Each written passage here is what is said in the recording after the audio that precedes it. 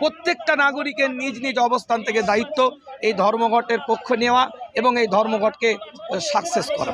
কাঁধ মিলিয়ে হাতে হাত মিলিয়ে আমরা এই ধর্মঘটের সাথে থাকব এবং তাদের ভোটাধিকার যেন তারা ফিরে পায়, সেই জন্য আমাদের কথা প্রত্যেক অবস্থান থেকে আমাদের এই বক্তব্য রাখতে হবে। এই ধর্মঘটের বার্তাটা সমস্ত ঈদগাহের ইমাম সাহেব ভাইরা যেন সাধারণ মানুষের কাছে পৌঁছে দেন। সামনে যেহেতু আমাদের 23 তারিখে সাধারণ ধর্মঘট, আর তার আগেই আমরা ঈদ উল ফিতরের একটা বড় জামাতে অংশগ্রহণ করব, তাই হাজার হাজার ঈদগাহ থেকে হাজার হাজার ইমাম সাহেবের পক্ষ থেকে লক্ষাধিক মানুষের কাছে এই বার্তাটা দেওয়াটা আমাদের পক্ষে সহজ হবে। তাই প্রত্যেকটা ইমাম সাহেবকে বলবো আগামী সাধারণ ধর্মঘটকে যেন সকলে সফল করে এবং সকলে তার পাশে থাকে, এই বার্তা প্রত্যেকটা ইমাম সাহেব প্রত্যেকের অবস্থান থেকে ঈদগাহ থেকে যেন দেন। বিভিন্ন সংগঠন এখানে আছেন যারা দায়িত্ব নিয়ে আছেন। এখানে আমার কাছে একটা নাম আছে, আমাদের পীর ইমরান উদ্দিন সিদ্দিকী ভাইজান আছেন এবং সৈয়দ সাজ্জাদ হোসেন সাহেব, জামিয়াতুল উলামা বাংলা পক্ষ থেকে আমি আছি, কামরুজ্জামান সাহেব আছে, রাজ্য সম্পাদক সংখ্যালঘু যুব ফেডারেশন, কারি শামসুদ্দিন আহমেদ সাহেব, জামিয়াতুল উলামা হিন্দ, এসকে হায়দার আলী মুসলিম পার্সোনাল ল বোর্ডের সদস্য এবং বিভিন্ন ব্যক্তিত্বরা আছেন, যারা আরও বিভিন্ন সংগঠনরা আছেন। এটি আজকে হেনস্থা করা হচ্ছে বা বিচারাধীন অবস্থায় আছেন, তাদের পক্ষে নিয়ে আমাদের আজকে গণ আন্দোলনের ডাক একটা দেওয়া হয়েছে, যেটাকে সাধারণ ধর্মঘট হিসাবে আমরা জায়গায় জায়গায় বিক্ষোভ সাধারণ ধর্মঘট আমরা পালন করব 23 তারিখে। তো আমাদের এই পদক্ষেপ স্বাধীনতার পর থেকে ভারতবর্ষের কোনো নাগরিক এতটা হ্যারাসমেন্ট হয়নি। এসআইআরের নাম করে পশ্চিমবঙ্গে রাজ্যের বুকে যেভাবে আমাদেরকে হেনস্থা করা হয়েছে, বিভিন্ন সময় বিভিন্ন কথা এই এসআইআরকে কেন্দ্র করে ইলেকশন কমিশনার বলেছেন, কিন্তু তারা তাদের নিজস্ব কথার উপরে অবস্থান ঠিক রাখতে পারেননি। এক সময় এক এক রকম অ্যাঙ্গেলে তারা কথা বলেছেন। তার মানে তাদের পরিকল্পনা সেটা এটাই যে আজকে ভারতবর্ষের নাগরিককে কি করে হেনস্থা করা যায়, বিশেষ করে এই রাজ্যে যেহেতু এসআইআর হচ্ছে, এই রাজ্যের নাগরিককে কি করে হেনস্থা করা যায়। আমাদের একটাই দাবি যে ভোট ঘোষণা হয়ে গিয়েছে, কিন্তু আমাদের দাবি হবে যে এই 60 লক্ষ মানুষ তাদের ভোটাধিকার শুধুমাত্র এই কয়েকটা ইস্যুর কারণে তাদের ভোটাধিকার নষ্ট না হয়। হয়তো তাদের নামের ভুল হতে পারে, কি কোনো স্পেসের এলোমেলো হতে পারে, বা যে ম্যাপিংটা করেছে তার পিতার সাথে মাতার সাথে তাদের নামের এলোমেলো হতে পারে। একটাই আমাদের দাবি থাকবে, সেটা হচ্ছে 2002 সালে যাদের ভোটার লিস্টের নাম ছিল, যেটা এসআইআর করার পূর্বে ইলেকশন কমিশনার বলেছে যে 2002-এ ভোটার লিস্টে যাদের নাম পাওয়া যাবে কোনো রকম তাদের কোনো সমস্যা হবে না। আজকে আমাদের একটাই দাবি, আজকে লক্ষ্য করা যাচ্ছে যে যাদেরকে হেয়ারিংয়ে ডাকা হয়েছে বা যাদেরকে এখনও 60 লক্ষ বিচারাধীন অবস্থায় আছে, তাদের ম্যাক্সিমাম 2002-এ তাদের ভোটার লিস্টে নাম আছে।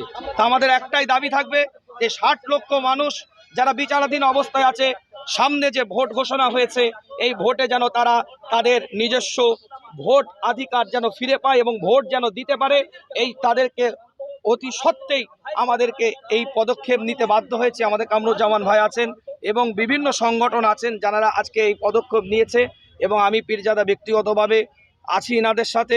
সৈয়দ সাজ্জাদ হোসেন সাহেব জামিয়াতুল উলামা বাংলার পক্ষ থেকে তিনিও আছেন, এবং আমরা চাইছি যে আমাদের বক্তব্য এটা, এর মাধ্যম দিয়ে ইলেকশন কমিশন এবং রাজ্য সরকার তাদেরও ভাবা উচিত, রাজ্য সরকারও ভাবা উচিত যে ভোট ঘোষণা হয়ে গিয়েছে, 60 লক্ষ মানুষ যেন তারা তাদের ভোটাধিকার পায়, এটা আমাদের প্রত্যেকের দাবি।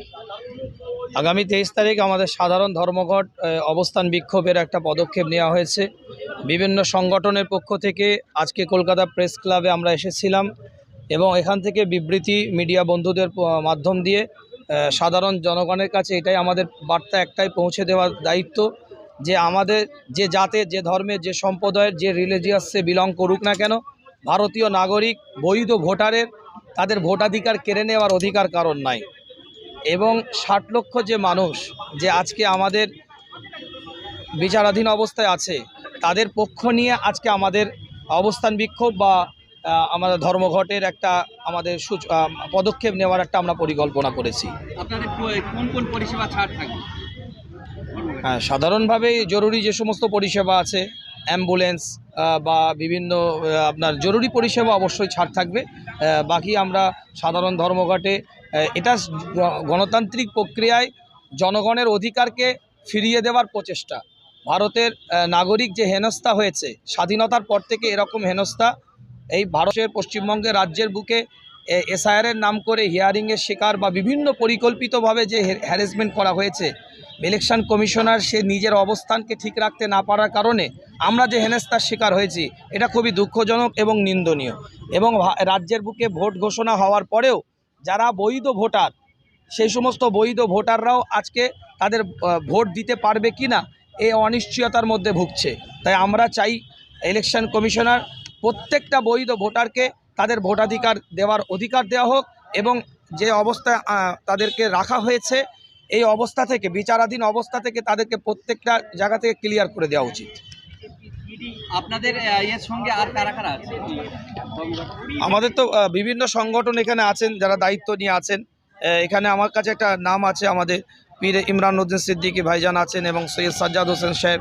জামিয়াতুল উলামা বাংলা পক্ষ থেকে আমি আছি, কামরুজ্জামান সাহেব আছে, রাজ্য সম্পাদক সংখ্যালঘু যুব ফেডারেশন কারি শামসুদ্দিন আহমেদ সাহেব, জামিয়াতুল উলামা হিন্দ, এসকে হায়দার আলী মুসলিম পার্সোনাল ল বোর্ডের সদস্য এবং বিভিন্ন ব্যক্তিত্বরা আছেন, যারা আরও বিভিন্ন সংগঠনরা আছেন। এটা অ্যাকচুয়ালি তো মানে যারা ভোটাধিকার ছিল 2002 সালে তাদের ভোটার লিস্টের নাম আছে, তার সত্ত্বেও তাদেরকে আজকে এই পর্যায়ে নিয়ে আসা হচ্ছে। এটা প্রত্যেকটা ভারতীয় নাগরিকদের অধিকারকে হস্তক্ষেপ করার একটা চক্রান্ত। তাই প্রত্যেকটা নাগরিকই আমরা কাঁধে কাঁধ মিলিয়ে, হাতে হাত মিলিয়ে আমরা এই ধর্মঘটের সাথে থাকব এবং তাদের ভোটাধিকার যেন তারা ফিরে পায়, সেই জন্য আমাদের কথা প্রত্যেক অবস্থান থেকে আমাদের এই বক্তব্য রাখতে হবে। আপনাদের এই যে আপনারা ধর্মঘট ডেকেছেন, আপনাদের এই ধর্মঘটে সাধারণ মানুষ অ্যাকসেপ্ট করবে কীভাবে? এটা তো সাধারণ মানুষের জন্যই এই ধর্মঘট। 60 লক্ষ মানুষ যে বিচারাধীন অবস্থায় আছে, হয়তো আমি নেই কিন্তু আমার বোন আছে, হয়তো আমি নেই আমার বাবা আছে, হয়তো আমি নেই আমার সন্তান আছে। তাহলে আমার সন্তান, আমার বোন, আমার বাবা 60 লক্ষ মানুষের মধ্যে বিচারাধীন অবস্থায় আছে। বা সবথেকে বড় জিনিস যে ভারতীয় নাগরিক আজকে 60 লক্ষ মানুষ বিপদের মধ্যে আছে। তাই বিগত দিন আমরা দেখেছি সেটা ব্রিটিশ শাসিত অবস্থান থেকেও পরবর্তীতে যে অবস্থায় ভারতীয় নাগরিকরা বিভিন্ন পর্যায়ে হেনস্থার শিকার হয়েছে, ভারতের নাগরিকরাই তাদের পাশে দাঁড়িয়ে তাদেরকে সহযোগিতা করার চেষ্টা করেছে। তাই আমরা আশা রাখব প্রত্যেকটা নাগরিকের নিজ নিজ অবস্থান থেকে দায়িত্ব এই ধর্মঘটের পক্ষ নেওয়া এবং এই ধর্মঘটকে সাকসেস করা। আমি পীরজাদা সাহবান সিদ্দিকী। ভোটাধিকার রক্ষা আন্দোলনের পক্ষে 23শে মার্চ সাধারণ ধর্মঘটের জন্য বক্তব্য রাখবেন সম্মানিত আব্দুল্লাহ ইবনুল মারুফ সাহেব, লেকচারার্স অ্যাসোসিয়েশন অফ বেঙ্গলের সাধারণ সভাপতি।